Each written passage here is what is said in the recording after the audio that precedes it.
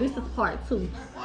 I didn't want to get the full story in part 1. I want y'all to tune back in and see what we get to.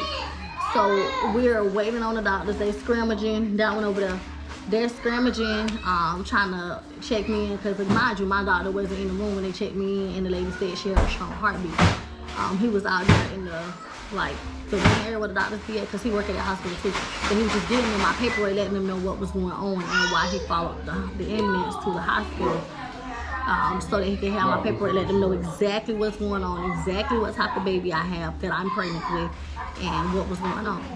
So I'm in the hospital, I'm worried, I'm stressed out, but I'm not too stressed out, because remember I told y'all now, the lady had said she get a strong heartbeat, and I heard it, so that kind of confirmed my suspicion. Like, I know I'm pregnant. Like, my baby just was being hard-headed, bad like she is now, and don't want to listen to nobody.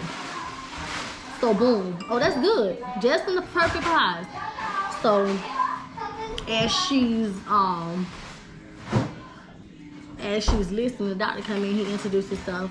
He tell me he's Dr. F. So Dr. F is telling me that Dr. B told him that this baby didn't have a heartbeat, this baby is not forming correctly. But despite all of that, what he told him, he was telling me. He was like, listen, I'm going to be honest with you. I have a daughter with Downs. And I'm a firm believer in when people say that, my wife ain't say the same thing. And them babies be the strongest and healthiest babies ever. So I'm like, okay, good, because everything that I've heard so far is been negative. But mind you, I'm young. Oh, I'm not too young. I'm not going to say my age. But I'm at an age where it is possible to have a child with some type of disability. I don't know my family background like that, because I don't dig into it. And a lot of y'all are probably asking at this point, like, well, how did it happen? Like, how did you have a baby? Like, stuff don't just happen.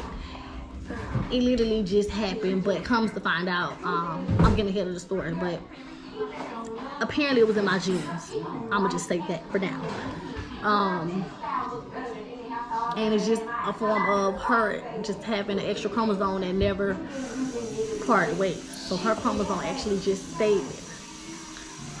So in JHANEE's case, she has an extra chromosome. A lot of you are not familiar with Moasic trisomy 21, and it's one other one. I'm not too exactly what it is, but there are 3 different types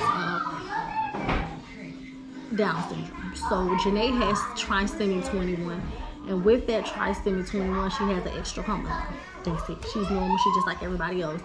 She has an extra chromosome. So fast forward, he was telling me, like, informing me, like, good stuff about how having a child with Downs is not hard, but in the beginning they do have health issues. It just makes their life a little bit more challenging, which to me, I'm like, okay, well, nothing's easy in life. And me and my husband at this point, we have did a little bit of research, so we know a little bit about, what's going on and what a child with Down syndrome would have to deal with. So he referred me to some doctors in Miami. So he found a heartbeat, my levels was good. So at this point, he's telling me my results. So he's telling me that my levels are still really high, that the baby is doing really well after the ultrasound that they took. And that the baby's doing well, my ultrasound levels are great. That they can't find anything wrong, and just the fact that maybe he couldn't get a heartbeat at the doctor's office because the baby just didn't want to cooperate. Like, just kept moving, and sometimes that happens, and that's normal. So, okay, that's fine. So we had been thinking, like, go to this doctor in Miami or move back to Orlando and have doctors within 10 to 15 minutes away from, like, the drive time less. So I don't have to drive 45 minutes to the doctor every day. That's too much gas. Traffic is always horrible. So I just kept going to my regular OBGYN, Dr. B, until I decided to move back to Orlando. So he kept letting me see Dr. Z, which is a specialist who's supposed to be dealing with difficult pregnancies, as they call them, high-risk pregnancies. This doctor, in my opinion, Dr. Z, was not that type of doctor. She gave me all the reasons why I should abort.